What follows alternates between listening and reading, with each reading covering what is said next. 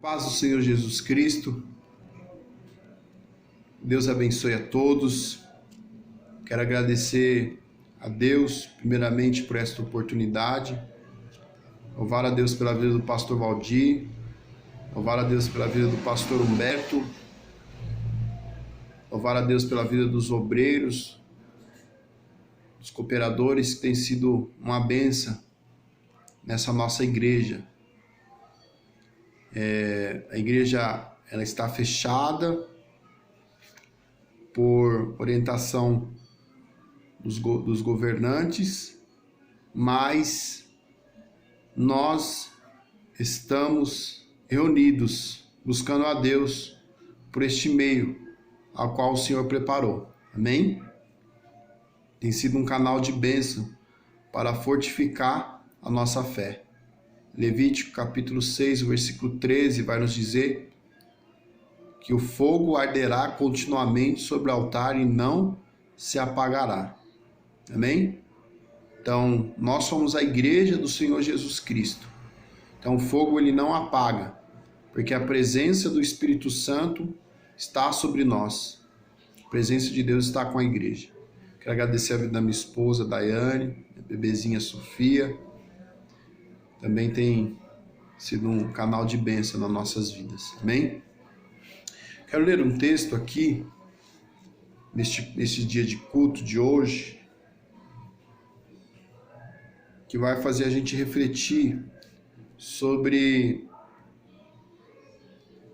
a volta dos judeus a Jerusalém, depois que eles vieram da Babilônia.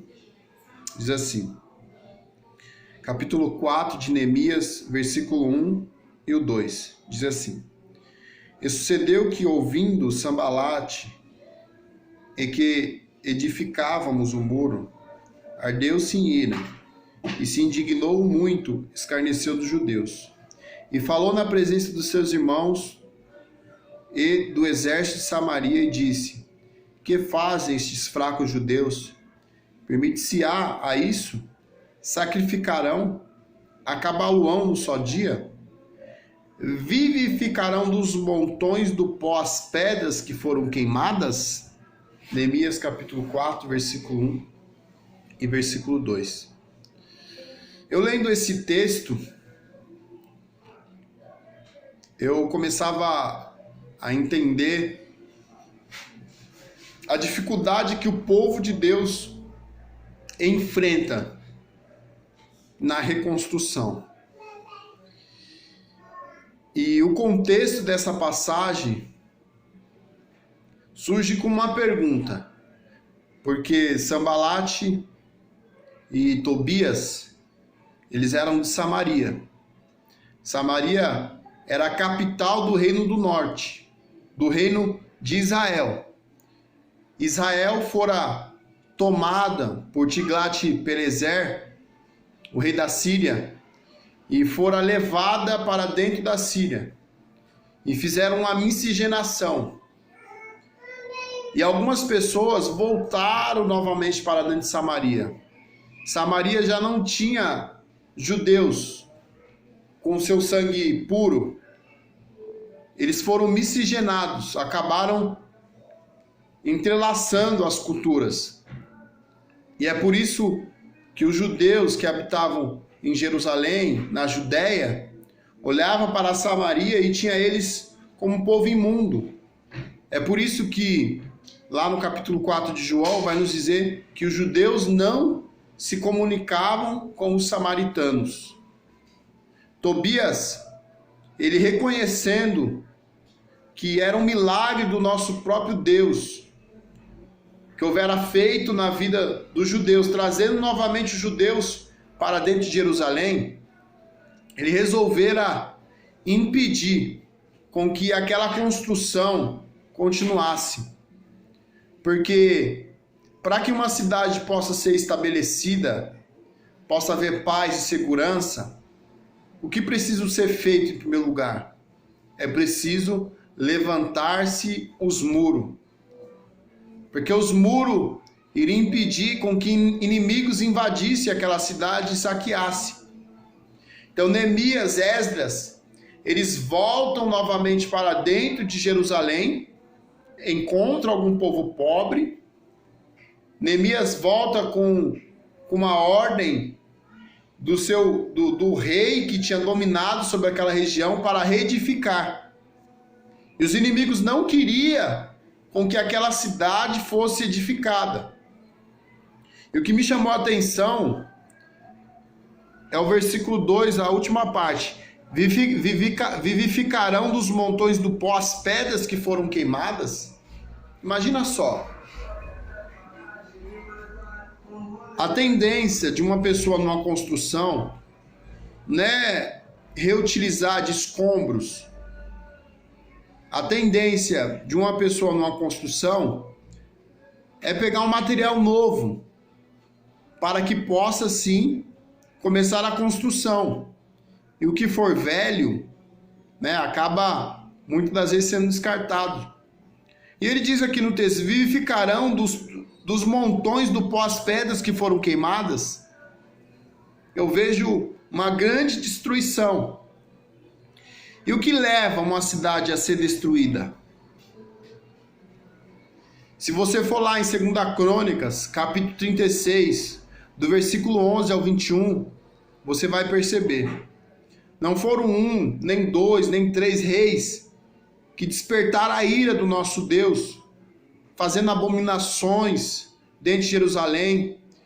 Os reis queimando os seus filhos a Moloque, ao Deus daquelas nações que estavam, que isso era desagradável aos olhos de Deus.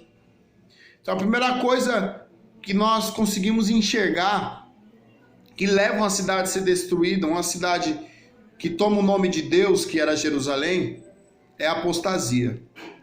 E o que é a apostasia? A apostasia é o desviamento premeditado da fé.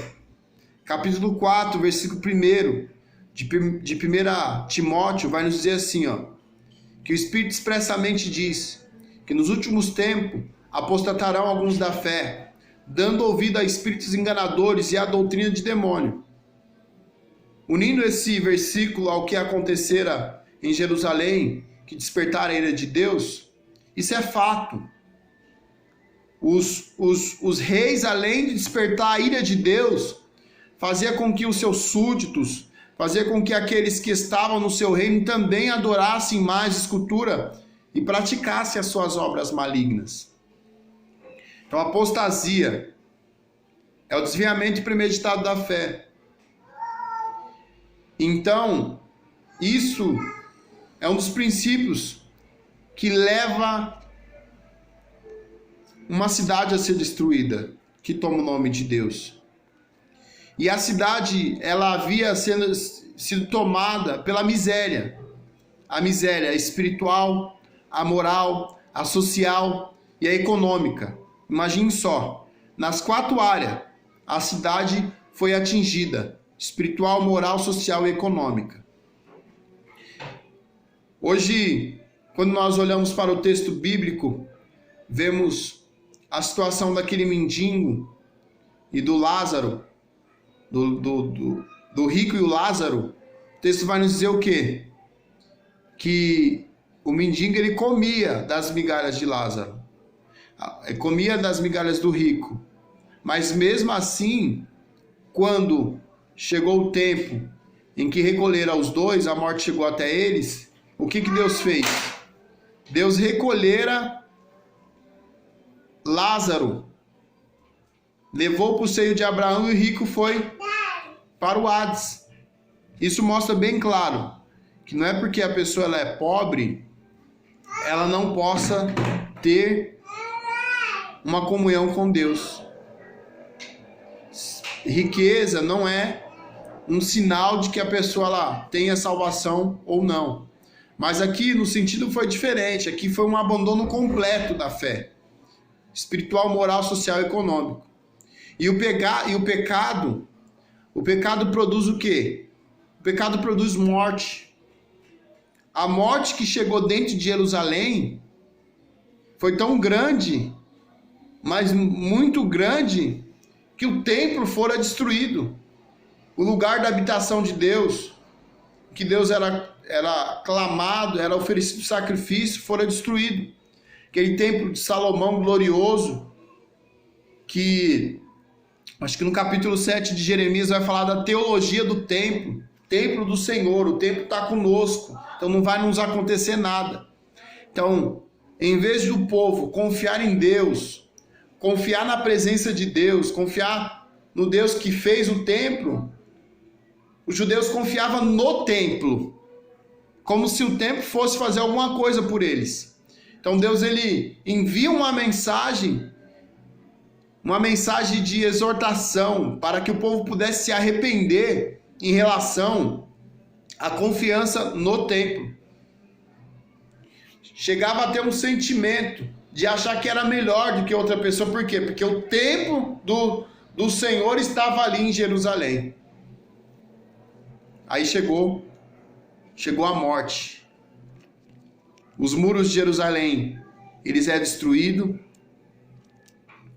As pedras ficam montões de pó. As pedras agora é queimada.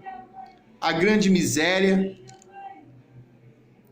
Mas chegou o momento em que o nosso Deus, ele chamava novamente aquele povo ao arrependimento. E como que ele chama aquele povo ao arrependimento? Lá no capítulo 8 de Neemias, o texto vai nos dizer que Esdra, um sacerdote, escriba,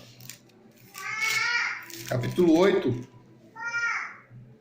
vai nos dizer que Esdra, ele começava a ler o livro da lei perante todo Israel, todo o povo judeu, que havia voltado do cativeiro.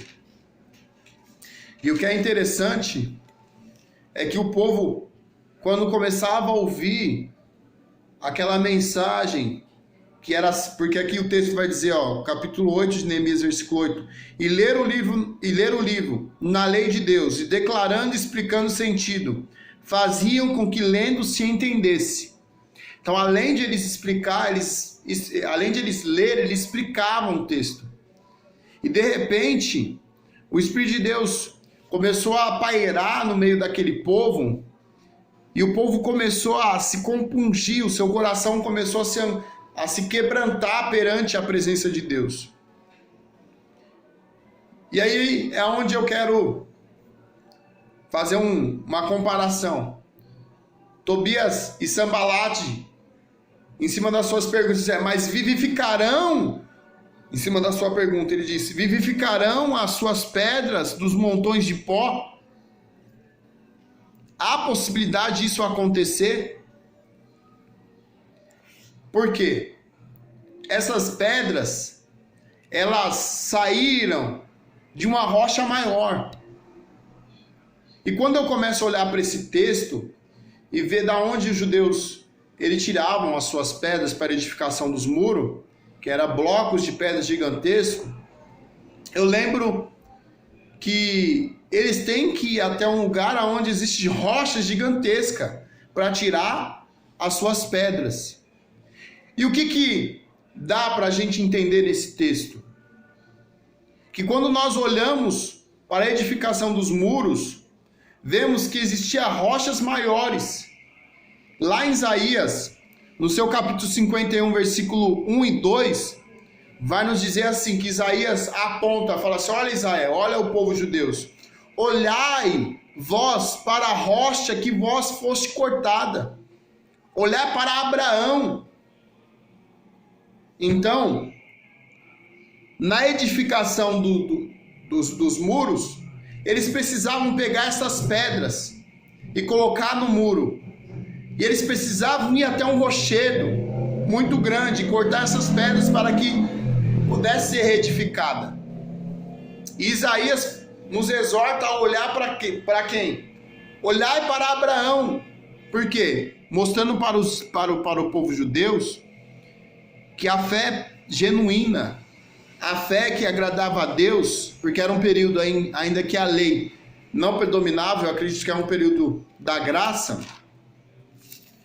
Isaías capítulo 51, em que Abraão ele vivera, o texto vai nos dizer aqui, ó: ouve-me vós que segue a justiça, que buscai ao Senhor. Olhai para a rocha de onde foste cortada, e para a caverna do poço de onde foste cavada. Olhai para Abraão, vosso pai, e para a Sara, que vos deu a luz, porque sendo ele só, eu o chamei e o abençoei e multipliquei. Então, nada mais Deus ele está mostrando aqui para que nós possamos olhar para a fé genuína que Abraão ele possuía. Vivificarão por acaso as suas pedras dos montões do pó? Será que seria isso possível? Então, isso faz a gente refletir sobre esse texto e lembrar que quem fez a promessa para o povo judeu, quem fez a promessa para Abraão foi Deus, de que em Abraão todas as famílias da terra seriam abençoadas. O povo judeu, ele volta para dentro de Jerusalém, e agora eles começam a estabelecer os pilares, a fundamentar os pilares, de construir o muro e ler a lei diante do povo. Porque a confiança em Deus fazia com que os povos temessem ao povo judeu. E os muros protegiam da cidade ser saqueada. Neemias, junto com Esdra, eles trabalham na edificação. E eu acredito que a edificação está relacionada a isso, a nossa fé, a um trabalho na obra e o poder da palavra, de trazer confiança e de trazer arrependimento. Por quê? Porque o verdadeiro avivamento é marcado pela pregação genuína da palavra. A palavra de Deus, quando ela é pregada verdadeiramente, o povo ele ouve esta palavra e acaba mudando de caminho. Imagine só, o nosso Deus falando: chegará um dia em que a minha palavra estará dentro do vosso coração, e eu darei a voz do meu espírito. Isso é coisa maravilhosa aos nossos olhos, de Deus nos fazer isso, de Deus nos dar a sua palavra e nos fazer ter a fé perfeita, porque o justo viveria da fé. Olhar para Jesus e cada dia mais olhar para a palavra, lembrar do que o salmista Davi ele disse: guardei a tua palavra em meu coração para não pecar contra ti.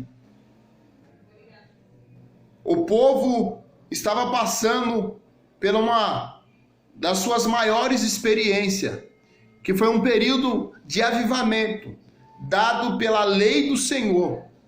O que antecede um grande avivamento é a pregação genuína da palavra de Deus.